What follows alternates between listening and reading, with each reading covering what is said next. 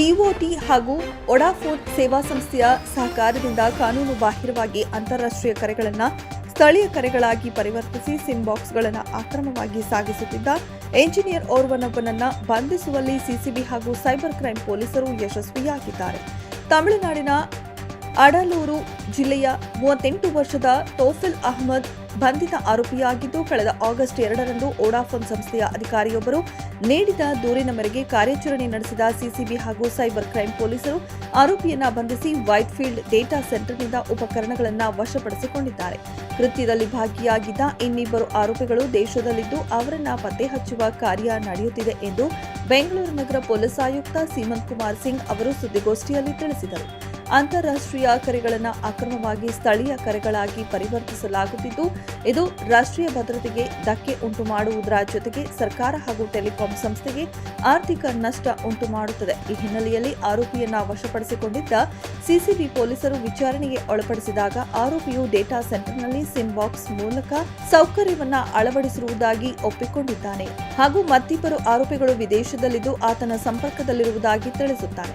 ವಿದೇಶದಲ್ಲಿರುವ ಇಬ್ಬರ ಮಾರ್ಗದರ್ಶನದಂತೆ ವೊಡಾಫೋನ್ನಿಂದ ಸಿಮ್ಗಳನ್ನು ಖರೀದಿಸಿ ನಕಲಿ ಕಂಪನಿಗಳ ಹೆಸರಿನಲ್ಲಿ IPv6 ಸರ್ವರ್ಗಳು ಹಾಗೂ ಸಿಮ್ ಬಾಕ್ಸ್ಗಳನ್ನು ಅಳವಡಿಸಿದ್ದಾಗಿ ತಿಳಿಸುತ್ತಾನೆ. ಆರೋಪಿ ನೀಡಿದ ಮಾಹಿತಿಯ ಆಧಾರದ ಮೇಲೆ ಡೇಟಾ ಸೆಂಟರ್ನಲ್ಲಿ ಶೋಧ ನಡೆಸಿ 10 ಲಕ್ಷ ರೂಪಾಯಿ ಮೌಲ್ಯದ 6 ಸಿಮ್ ಬಾಕ್ಸ್ಗಳು, 133 ಸಿಮ್ ಕಾರ್ಡ್ಗಳು, 12 ಡೇಟಾ ಸ್ಟೋರೇಜ್ ಸರ್ವರ್ಗಳು, 1 ನೆಟ್ವರ್ಕ್ ರೌಟರ್, ಸ್ವಿಚ್ ಹಾಗೂ ಇತರೆ ಸಂಬಂಧಿತ ಉಪಕರಣಗಳನ್ನು ವಶಪಡಿಸಿಕೊಂಡಿದ್ದು, ವಶಪಡಿಸಿಕೊಂಡ ಸಿಮ್ಗಳನ್ನು ಇತರೆ ಸೈಬರ್ ಅಪರಾಧಗಳಲ್ಲಿ ಬಳಸಿರುವ ಸಾಧ್ಯತೆ ಕಂಡುಬಂದಿದ್ದು, ಹೆಚ್ಚಿನ ತನಿಖೆಯನ್ನು ಸಿಸಿಬಿ ಹಾಗೂ ಸೈಬರ್ ಕ್ರೈಂ ಪೊಲೀಸರು ಮುಂದುವರೆಸಿದ್ದಾರೆ.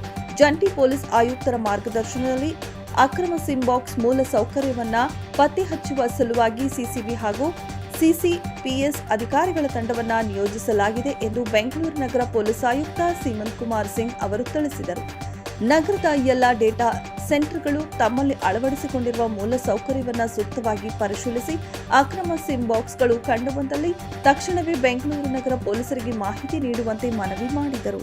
ನಮ್ಮ ಜಾಯಿಂಟ್ ಕಮಿಷನರ್ ಕ್ರೈಮ್ ಮತ್ತು ಸಿಸಿಬಿ DCPs ಅವರಿಬ್ಬರು ಭಾಳ ಎಲ್ಲರೂ ಒಳ್ಳೆ ಕೆಲಸ ಮಾಡಿ ಸಿಸಿಬಿ ಟೀಮ್ ಅವರು ನಿಮಗೆ ಗೊತ್ತಿರ್ಬೋದು,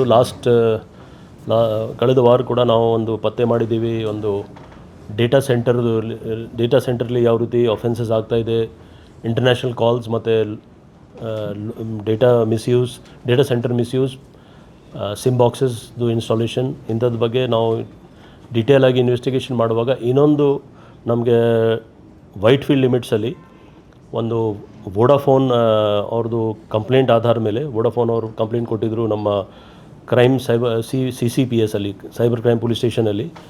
ಆಧಾರ ಮೇಲೆ ವೈಟ್ಫೀಲ್ಡಲ್ಲಿ ಒಂದು ಡೇಟಾ ಸೆಂಟರ್ಗೆ ನಾವು ಸರ್ಚ್ ಮಾಡುವಾಗ ಅಲ್ಲಿ ಇಲ್ಲೀಗಲ್ ಆಗಿ ಸಿಮ್ ಬಾಕ್ಸಸ್ ಯೂಸ್ ಆಗಿದೆ. ಸಿಮ್ ಬಾಕ್ಸಸಲ್ಲಿ more than 133 SIM cards, 12 data storage servers ಮತ್ತು ನೆಟ್ವರ್ಕಿಂಗ್ ರೌಟರ್ಸ್ ಮತ್ತು ರಿಲೇಟೆಡ್ ಎಕ್ವಿಪ್ಮೆಂಟ್ಸ್, ಇದು ತಾವು ನೋಡಿರ್ಬೋದು ಅಲ್ಲಿ ಹೊರಗಡೆ ನಾವು ಇಟ್ಕೊಂಡಿದ್ದೀವಿ. ಇದು ತುಂಬ ಸೀರಿಯಸ್ ಆಫೆನ್ಸ್ ಇದೆ. ಯಾಕೆಂದರೆ ಡೇಟಾ ಸೆಂಟರಲ್ಲಿ ಬೇರೆ ಅವರು ಇಲ್ಲೀಗಲ್ ಆಗಿ ಅವ್ರದ್ದು ಎಕ್ವಿಪ್ಮೆಂಟ್ಸ್ ಇಟ್ಟು ಬೇರೆ ಬೇರೆ ಉದ್ದೇಶಕ್ಕೋಸ್ಕರ ಮಿಸ್ಯೂಸ್ ಮಾಡ್ತಾಯಿದ್ದಾರೆ. ಅದು ಇದರಲ್ಲಿ ನಮ್ಮ ಇಲ್ಲಿವರೆಗೆ ಮಾಹಿತಿ ಪ್ರಕಾರ loss to the telephone company, cell phone providers ಆಗಿದೆ, ಫೈನಾನ್ಷಿಯಲ್ ಲಾಸ್.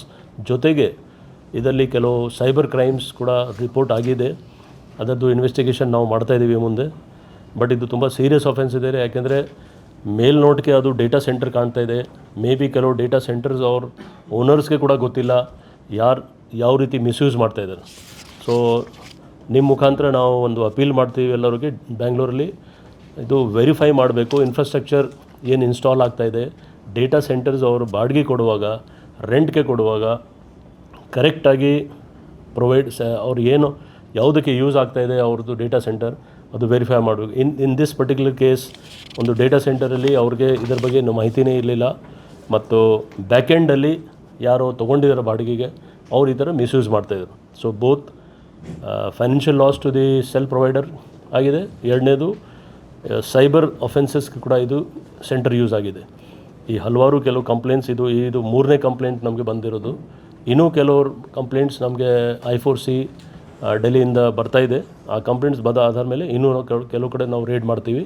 ಮತ್ತು ಇದು ಇನ್ನು ಮುಂದಕ್ಕೆ ಡೇಟಾ ಸೆಂಟರ್ ಅವರು ಬಾಡಿಗೆ ಕೊಡುವಾಗ ಸ್ವಲ್ಪ ಸೂಕ್ಷ್ಮವಾಗಿ ನೋಡ್ಕೊಂಡು ಬಾಡಿಗೆ ಕೊಡಬೇಕು ಅಂತ ನಮ್ಮದು ಮನವಿ ಇದೆ.